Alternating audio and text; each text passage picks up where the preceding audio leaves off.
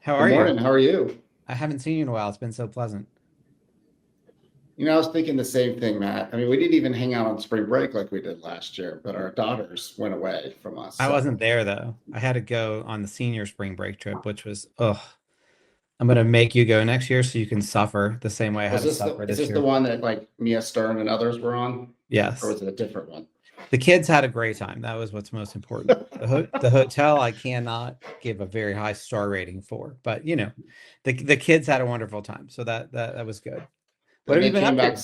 they came back safely, right? Jack almost got left on Isle of Mujeres, but we'll talk about that another time. Um, the boat did actually leave and get about 20 yards from shore before they figured out he wasn't on it. So, Oh, story wow. for another time. Oh, I want to hear Um, about that some other time for sure. No, yeah, for sure. we stayed here because our daughters were together on a spring break trip to Port Aransas, and then my oldest son went to San Diego to visit grandparents, and Ari had school Wednesday through Friday. So we did a little staycation What? here, Who has pound one school kid, Wednesday through Friday of spring break? because he goes to a Jewish day school, Austin Jewish Academy, and they have their spring break during Passover. You Which I know know, you'd like to. That's actually the big question. Are you moving Passover this year, Matt? I'm moving Passover. It's To not going what to be day?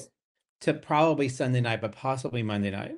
So Emily has lacrosse in Houston on Saturday and Sunday, and I did try to find a Seder in Houston because I know some people, but they're going to be out of town, so no Seders available on Saturday night. So I'm just going to move it Sunday night, maybe Monday You night. can we can come to my aunt's house. We'll be there for Saturday night Seder. You're gonna be in Houston? We're going to be in Houston, so I might find out there's a Yeah. couple of seats left. Maybe Is it I'll just the maybe two of I'll you? no, we have Emily. No, Kim will be there. you or is Kim coming? I guess is the Yeah, Kim bigger will be question. there. Jack is going to be here Okay. because he's got a baseball game.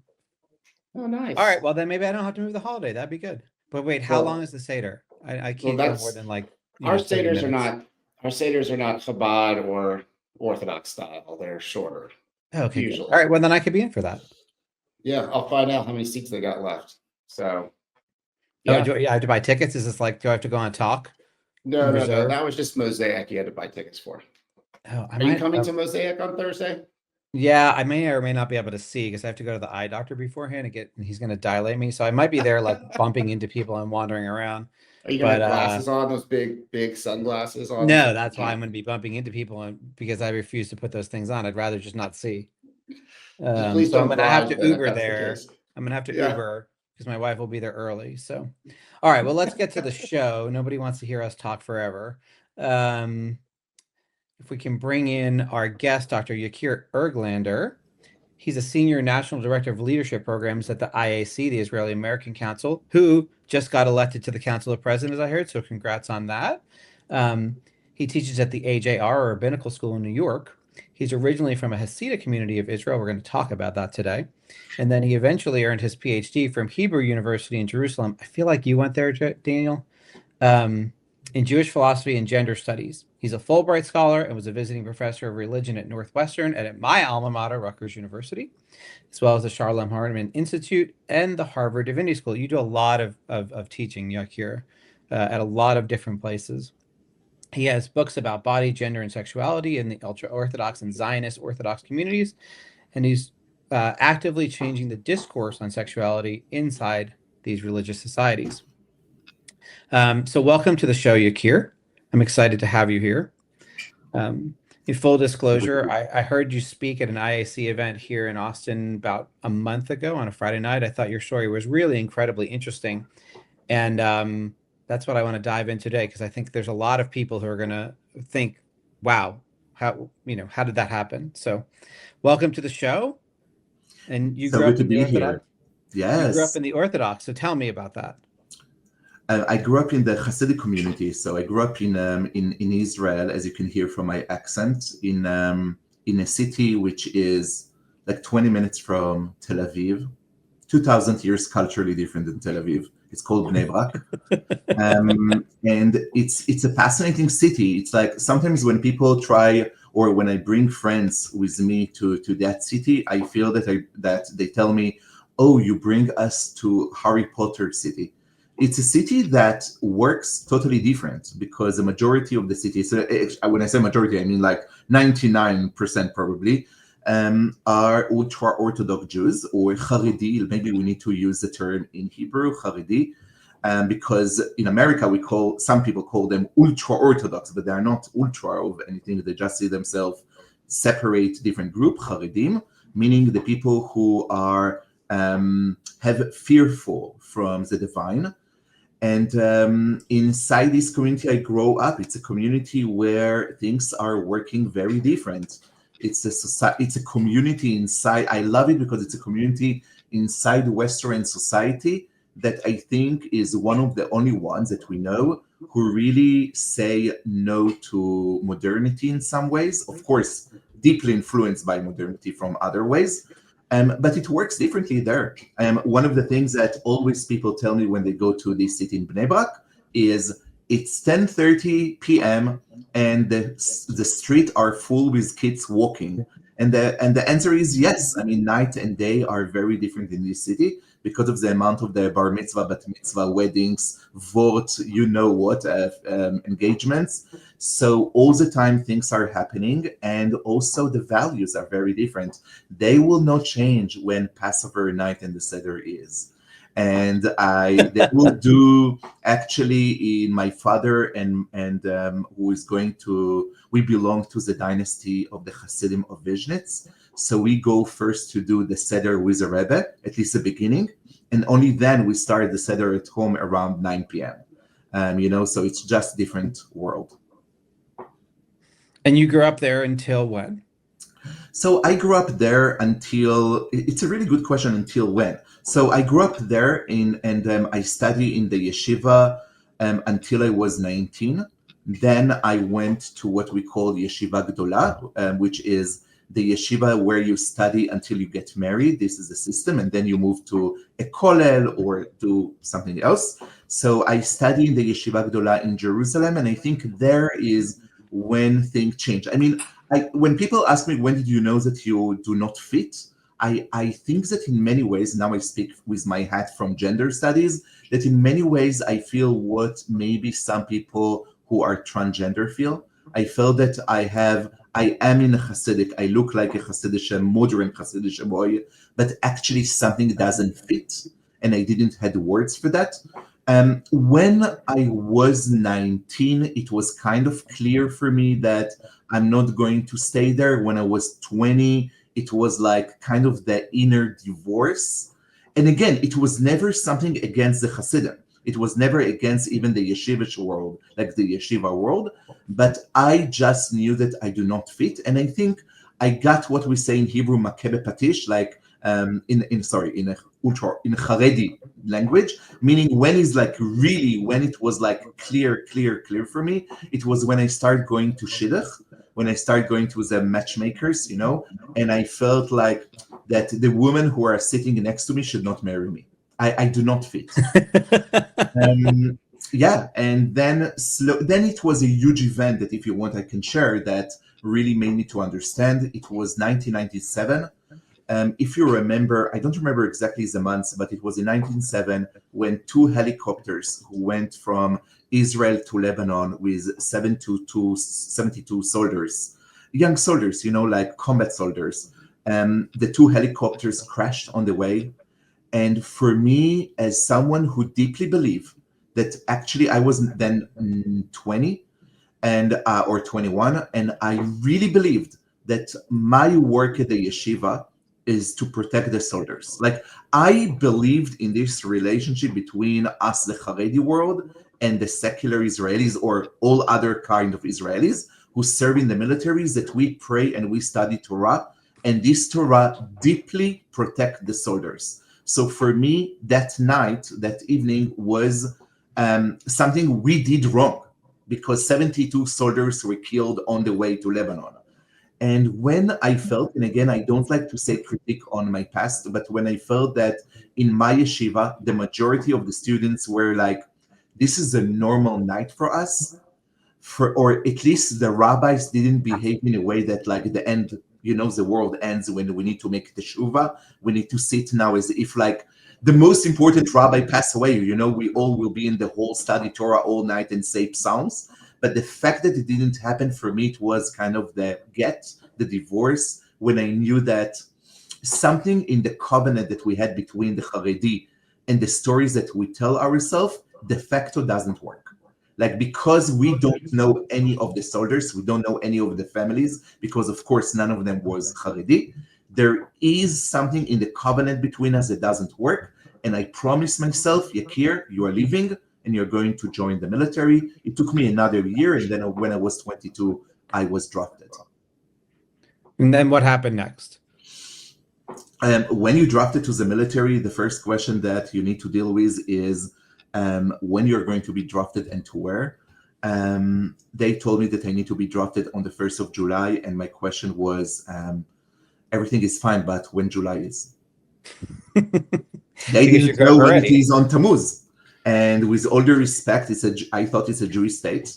And it proved me that it's much more complex. I mean, the Jewish state doesn't work with a Jewish calendar. I didn't know the other calendar. It's a calendar of the Goyim. Why should I know that? So this was my first critique and balagan and a mess with the Israeli army. Many more came. So I was drafted, and very soon it was clear for me that me and men in the unit, in the basic training, the Tironot, we didn't fit.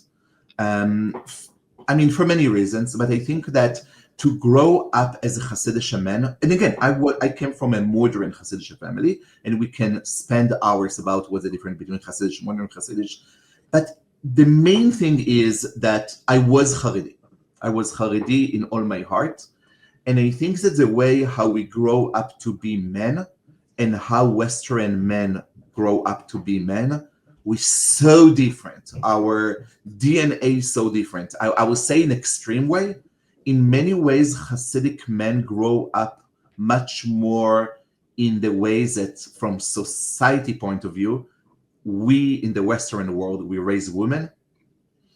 And I think that these differences came, and maybe this is why I choose to write my PhD and to dedicate many years to gender and Judaism. Yakir, I have a quick question. Do the IDF have experience with people like you who came from very, what's called Haredi backgrounds, whether ultra-Orthodox in the Hasidic or the other ultra-Orthodox Haredi communities, or was it something newer? Not in 1998. Not in 1998. It was totally new for them. I mean, again, I served at the beginning, like in unit that of educator, and we had some other religious people, but the army didn't know what to do with us. It was very, very clear. And also they didn't know what to do with my family. I mean, I left, meaning I told them I'm not going to be Haredi anymore. It doesn't mean that I'm not going to be Orthodox. I continue to be Orthodox for many more years. And they had no idea what to do with me. We need to understand it was a huge crisis for my family. I deeply hurt my family. We need to name that. We need to say that.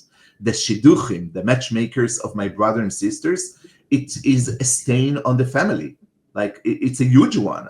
Like, you have a child that you totally fell with. And I'm the first boy, the second child. So it was a crisis. It was a crisis for my parents who didn't know what to do with this story. So I just want to pause there. So are you saying when your siblings went to find their match to get married, that this was a stain? This was kind of a something that was brought up that potentially could have blocked certain marriages, or was it just a conversation? Like, how? I ruined their life in some ways. I mean, but 100%, and we need to name that. And I think this is something that when we speak about Yotzim or people who leave the Haredi world, we need to remember that we do, and it's part of that, we create huge damage. My parents and my family never asked to leave the community. And by me leaving in a way, because it's such a community, it's such focus on the community, you're never alone. You're not an individual. I want to say that much more radical. I think one of the most fascinating things, and it's relevant to every teenager or every student or anyone with anxiety or with depression, I want to name that. There is a Kabbalistic Masoret tradition that the Haredi really keep that. seriously keep that you never go alone to sleep in a house where you are alone in the house. Okay? You can sleep in a separate room, but you never go to sleep. Like, I have a brother-in-law that when he came to a hotel in Israel, or to his apartment in Jerusalem, he would ask someone from the family to come to sleep in the house. Like, you don't go to sleep alone. And it means that existentially, I didn't know what does it mean to be alone in the world. It's a feeling that anyone who is going to listen to this podcast, the moments when you are at night with anxiety and you are alone. Haredi do not know what is this feeling because they never experienced to be lonely. So I'm going back. It's the same with the shidduch, because it means that from the other side of the coin, it means that you are never alone and cannot make a decision about your life. There is no your life. There is a community and family life. And therefore, it's created a whole balagan, as we say, a whole mess when I decided to leave the community. And what does it mean about the education? And what does it mean about my family? So yeah, it creates a mess. I mean, it's create also beautiful things. And but it creates a journey. So tell me about the conversation with your parents or your dad about when you decided I'm going to leave. How did that go? Very bad. I mean, and actually it went bad. I mean, I couldn't explain myself. I didn't know what exactly is happening on the other side of the wall. It's like a wall that you jump. I seriously didn't know what does it mean. I had visions, I had thoughts, I had hopes, but nothing more than that. So I couldn't really explain. I never said that I don't believe in the Haredi way, which I deeply believe that they have all the rights to live according to their way. I love the Hasidic tradition. I always say, I have such a luck and such gratitude that I grew up in the Hasidic world, and thanks God who gave me the strength to live them. And it's important to remember that. I don't think it's a beautiful world. It just really, really do not fit for me. And so thanks God that I got the course. So I didn't have the clear explanation to my parents. It went really bad. I mean, they, in a way, kicked me out and took us, and to be a soldier alone. And then I remember I came to the officer and I said, officer, you need to help me. I have no exactly where to go on Shabbos when the soldiers are released. And she said, oh, you are a lonely soldier. We had no idea. So we need to check that you lost your parents or they do not live in Israel. I said, oh, no, they live in Israel, just in Bnei Brak. So she said, okay, so I will go. She said, I will go to visit them and to check what's going on. And I was like, oh my God, now with a female officer is going to come with her uniform, with her pants to visit. I said, no, you never do that. So I needed to figure it out. Today, it's a totally different world because the Yotzim, people who leave, they go by a volunteer organization, Hillel, which I had the gift to volunteer there for years. And from the moment that they leave and they go to the military, they come with a letter. So even before they draft, they already known by the IDF as lonely soldiers. So they get many rights, they get housing, etc., etc. It's a totally, Baruch Hashem, thanks God, a different world. Yakir, will you share what the Lone Soldier program is, just so not all of our listeners may know or viewers, if they're watching this on YouTube, will know what that is? Yeah, for sure. So today, if you are a lonely soldier, let's say that one of you decide to send your kids your kid decide to go to the IDF. So immediately when the parents are not in Israel, or if you come from Haredi world and you cannot come back for Shabbat home, the military identify you and put you under the category of a lonely soldier. And it means that the army is your family in all meanings. It means that the military help you to make sure that you have like adopted family who is going to be the family for you in Israel. You get much more money so you can rent an apartment or a room in an apartment for, when you have a break, when you go for a vacation from the military. Everything is different. I never been a lonely soldier, so I'm not part of that, but I'm so lucky to volunteer to help people who leave the Haredi world to be one of them. Okay, so you're in the army. You're the first lone soldier who's not really a lone soldier. And what happens then? So you go through basic training, kind of Oh a my disaster, God. right? It was kind of weird, easy, you know. It's like you need to wake up at 6 a.m., which is like yeshiva students. It totally makes sense. You go for shachris. So here you wake up and you say, sir, yes, sir. It's like, what's the difference? And then this was not hard. I think the hard was to understand what is Israel. And this is the important part. I think when we say Israel, and we all have an image, and the images do not always fit.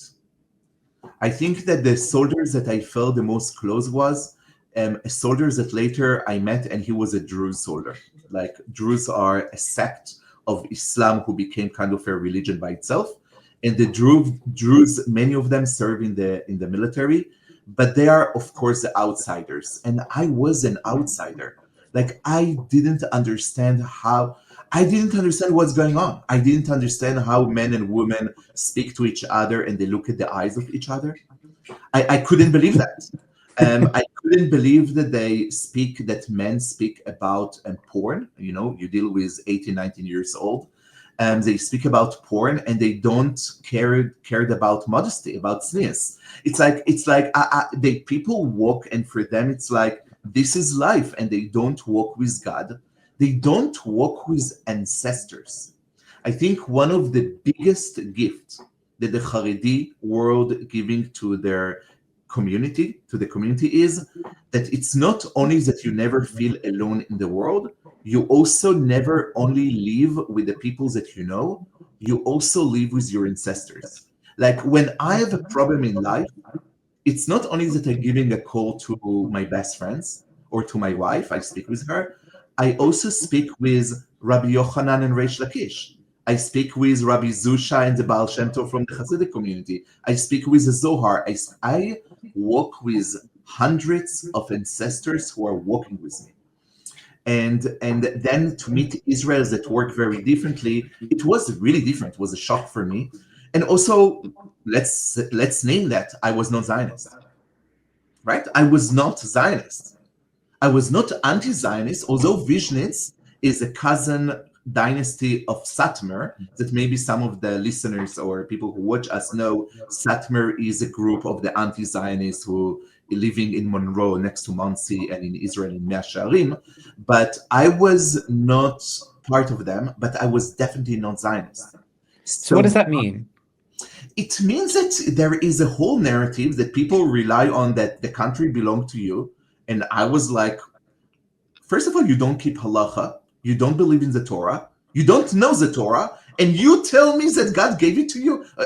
What give to you? Like, tell me I really didn't understand the narrative of the people. And you know what, Matt and Danielle?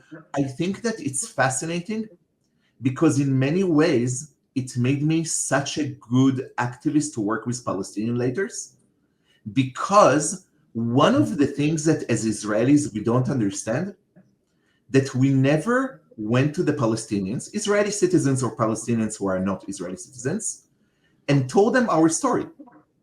We never took the time to seriously go and tell them, guys, there is a narrative, not Zionism that they see as occupation. There is a narrative that we believe in, and now tell them the narrative.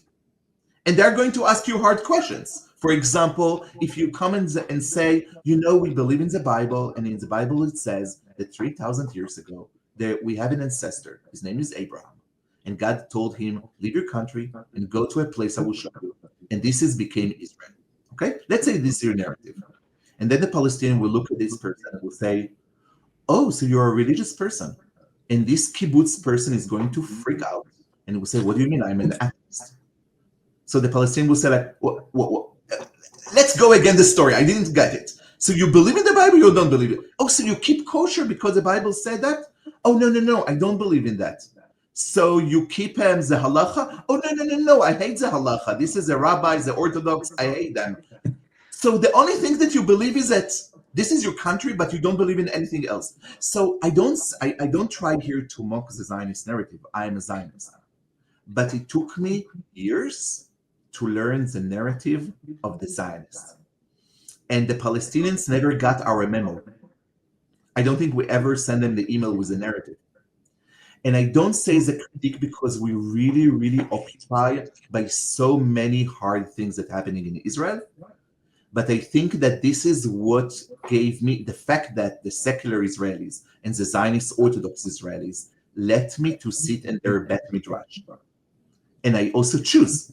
From the second year of my military, they gave me one day, and I dedicated this day to go to a secular yeshiva. It's called Bina.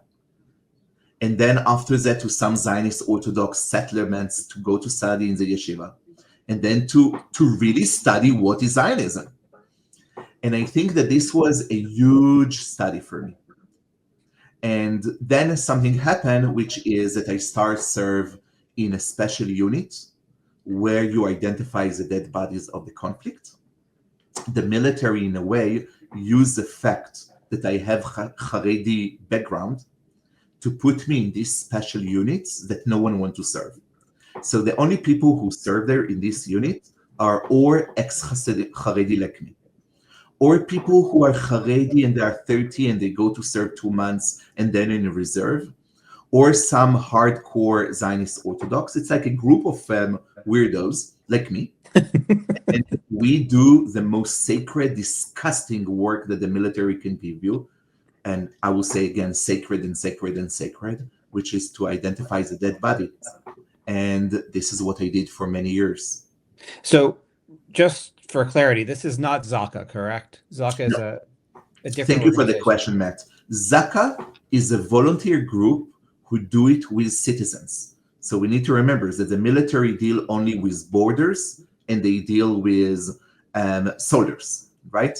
And then you have Zaka, which is kind of the MADA, or is the firefighters and Magen David Adom, which dealing with citizens. Of course, we train them, so there are relationships, and I think we both learn from the same professionals. But it's interesting because in October 7, the military involved them, and I had the gift to support them from here, from America, and in some ways let's leave that. And so it's create kind of new relationship between the military and Zaka because so many, because the terror attack was inside Israel. But I served with elite units. So one of the cases that maybe you remember was there was an Israeli astronaut, Ilan Ramon, who went to the space and unfortunately died. Of And course. his son, yes. So we all remember Ilan Ramon Zichrono Livracha and his wife Rona Ramon, who passed away a few years from cancer.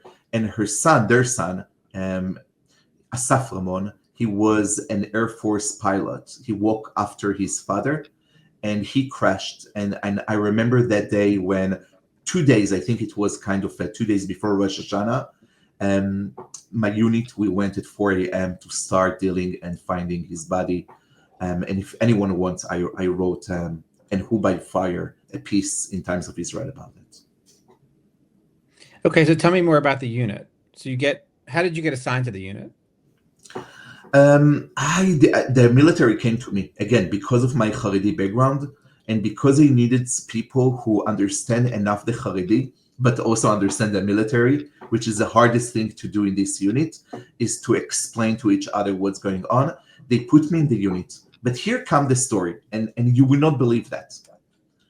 So when I came to this unit, they put me to serve in this unit of Yechidat Kvura, like the one who identifies dead bodies, in the Matkal. Matkal means that you are working on a national level and with special units. And I was like, why me? Believe me, I didn't care about the course. I was not so good. And then I learned that the officer who put me in this unit and put me in this specific unit, he served under, now listen to that, my father. So here come the story. No one speak about that. But if you know the history, in the 60s and 70s, most of the Haredim, they served in the IDF. But from the 70s and going forward, the whole thing changed, and it's not the time to deal with that the Haredim stopped serving. But we have a generation of people like my father, who was born in the Holocaust, came to Israel in the 50s. In the 60s, after the yeshiva, he went to the IDF and served. And in 73, in the Yom Kippur War, he served in the unit in the south who identifies the dead bodies. His officer lost it. We need to remember, it's 73. They get hundreds of dead bodies, looking from the desert, looking in ways that we will not talk about that, like from the tanks, many soldiers who were for days inside the tunnel, the Suez tunnel, and the officer, the main officer of the unit, lost it mentally. So my father took over, and he became the non-officer officer. I have no idea about that. My father gets a reward from the military. A reward from the military. He gets special units and special like ranks of a officer without doing any officer course. And he continued to serve. Then I'm born, my sister are born, and we have no clue about that. And this is the crazy thing about, so this officer, who was my officer, he served under my father as a young soldier. And he said, I saw your father. So I know that you're going to be the best soldier who will not freak out.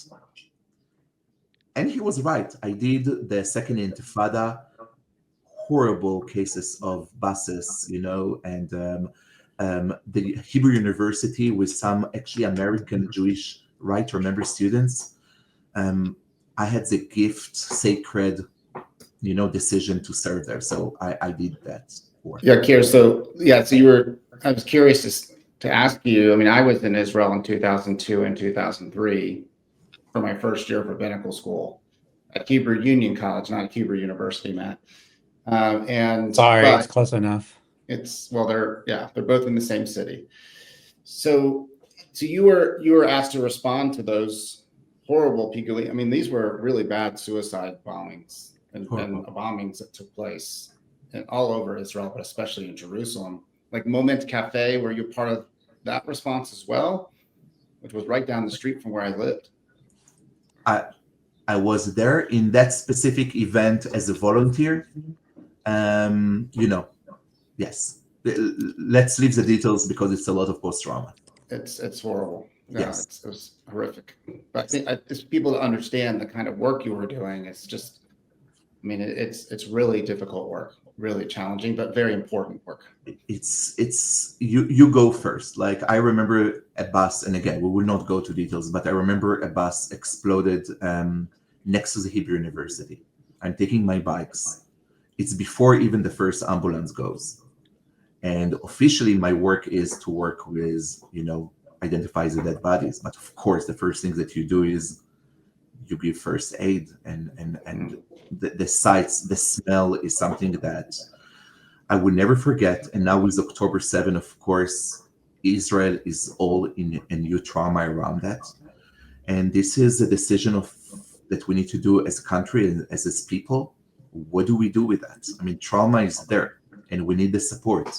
And one of the things that I'm so thankful for American Jews is the fact that you are not there.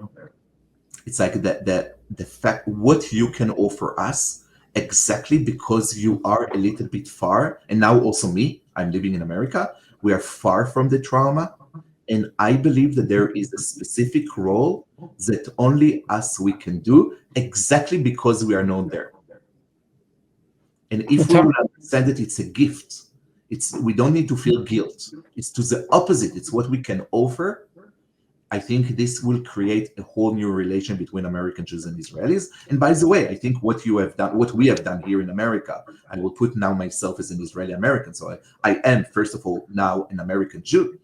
I think the work that we have done and, Jewish federations all over America, you did something that after the war, we need to tell the story because you created a new covenant between us, American Jews, and Israel.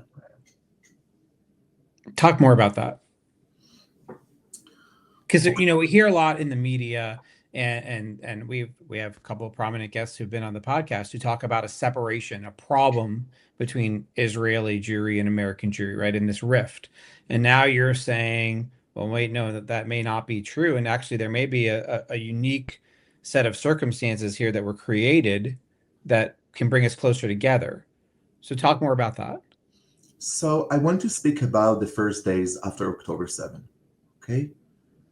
Every unit in the military, for some reason, and this is the problem that Israel will need to deal with, it's not our work, they were not ready. De facto, right? They didn't had the vest, they were much more vulnerable than how they need to look like. And you and us, the Israeli Americans and American Jews, with huge amount of support of Jewish federations and other donors, you made sure that every Israeli unit of the military got what they needed. We need to name that. And it means, if you will ask now a soldier, so do you know the Jewish Federation of Austin, Texas? Probably they will say no. But if you will say, do you remember in the first day of October 7 who supported you? You would take them to the narrative. They will say, what do you mean? It's American Jews. Well, what do you mean? It's like this rabbi and that rabbi and this Israeli American who were kind of the matchmakers, the ambassador between us to make sure that we have everything by you. They know it. They do not deal with that now because they have other issues. The trauma is not even ended because the war is not ended and the hostages are still there. But they all know exactly who hold them. And if we're going to bring these narratives and to bring these stories, and this is something that we do now as Israeli Americans, we are creating, including, by the way, Rabbi Daniel, we did it at your in your federation at the Z3 conference, right? So I was running a session, a workshop around trauma and stories. And if we're going to do it also, not only among Israeli American and American Jews, but after the war, we're going to do it together also with Israelis, we are creating a whole new covenant. Listen, I am hearing the voices from Israel because part of me is so Israeli, so the news from Israel, and I'm listening to the podcast in Israel. They are now speaking about you as angels. But we need very soon, because of politicians and because of life, it can be dismissed. And then it will be forgotten. And I think it's our work. And I say it first of all, as an Israeli American, this is our work to make sure that we are going to, after the war, we're going to use this unfortunately horrible event in war to strengthen the covenant between us. I think American Jews, you prove 200%, not 100%, 200%, that the covenant of faith, meaning when there is a crisis, we are one people, you prove it, you cannot prove it more. You're angels of the Jewish people. We need to name that. What every American Jew is doing by fighting anti-Semitism and by giving Israelis voice here in America and on the media, you're angels. And what you have done in October 8 until now, you're angels. After the war, we need to take this pain and this opportunity and to use it to create what Rabbi Soloveitchik called the covenant of destiny. Meaning, and now I will quote my Rabbi Tamar Appelboim from Jerusalem, from Zion, why do we want to be Jewish peoplehood? Not because of the anti-Semitic who tell you you're Jewish, but why do I want that? And I think, and now I'm going to say something so personal, but so community. If there is one thing that Israeli Americans saying again and again and again and again and again, that moving to America gave them, that for the first time they feel also Jewish, not only Israeli, they're feeling Jewish. Because for the first time, when they do Jewish traditions, it's not because of the rabbis in Israel who tell them you have to, because I'm closing the street. They do it because they are loving that, because they come to your synagogues, and because they see that like every girl can be a rabbi. This is amazing. When in history we were living in, I'm teaching in a rabbinical school, I'm still saying to the students, I cannot believe I am living in a generation where to be a rabbi open to every girl to dream about. That they are going to create Jewish theology. And I think Israelis are not aware existentially to this power. And my role as an Israeli American is after the war to help together to create this covenant of destiny. And one more thing, and I will end because I'm saying so much. Rabbi Daniel, I will not forget, now as the head of the Jewish Federation of Austin, I will not forget my friend, and I will say her name, Mika, who called me. She's an Israeli, grew up in a kibbutz. And she calls me and she said, Yakir, I'm now in New Jersey. I don't have where to stay. I cannot take my little boys back to Israel. It's the trauma is too much for me and for my husband. Help me. And she said, I heard that there is a place which called Austin. I have no idea where it is. Do you think you can help me to find somewhere to put my kids in a school? And I'm calling the Israeli American director, Shelly, and she says, like, give me 5 minutes. I'm calling to the Federation. It was all done. You did it.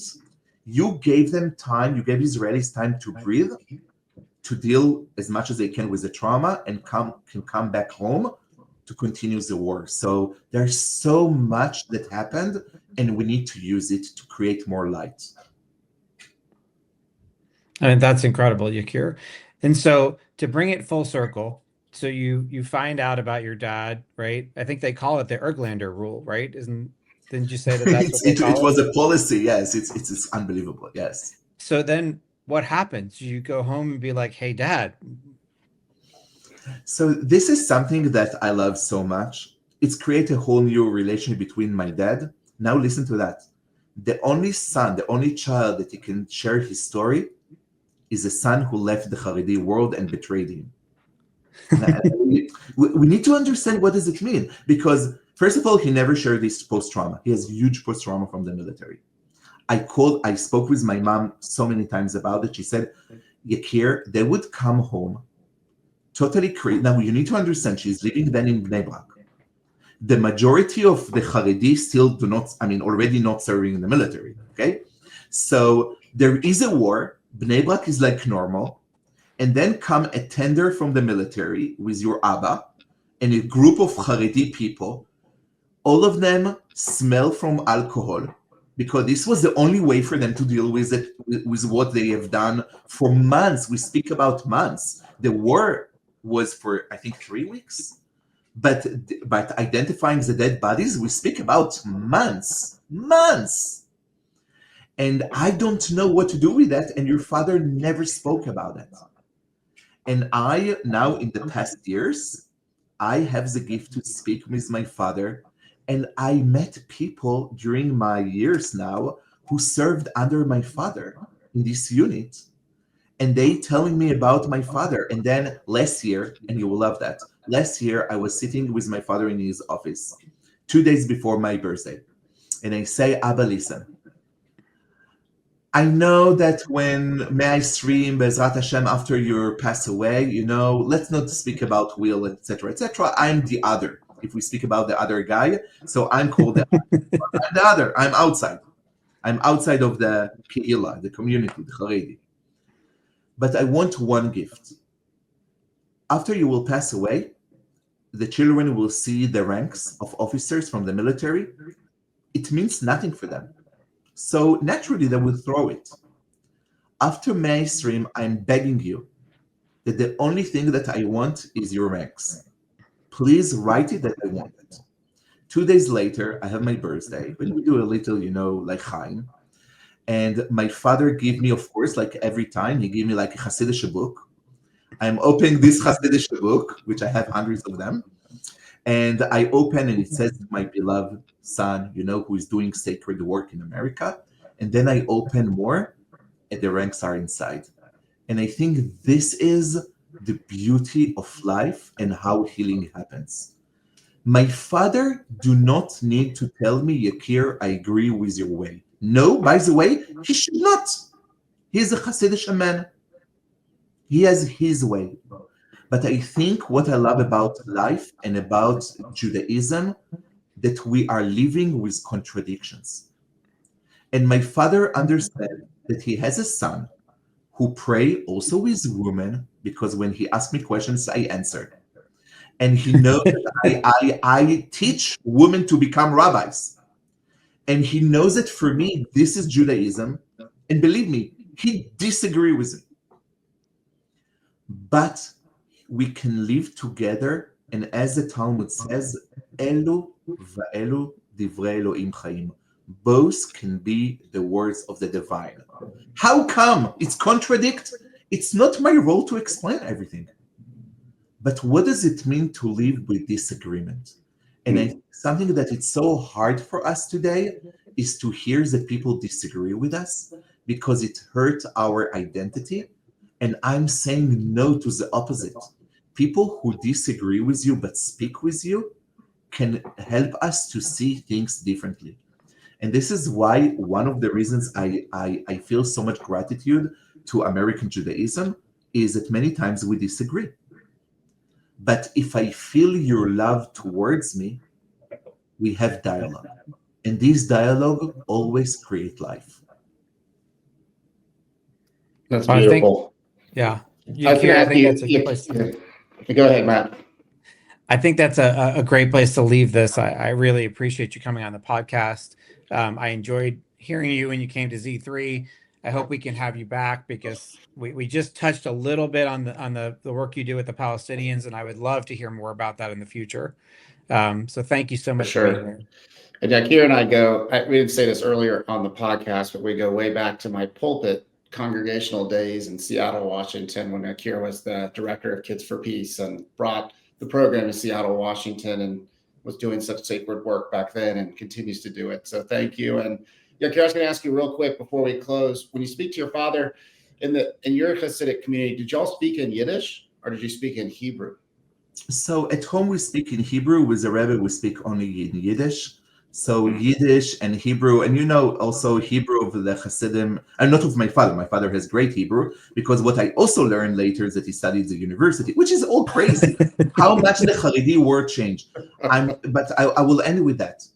I just finished to write a book that is going to be published in Hebrew, which is to help the Haredi world and the Israeli army to understand each other.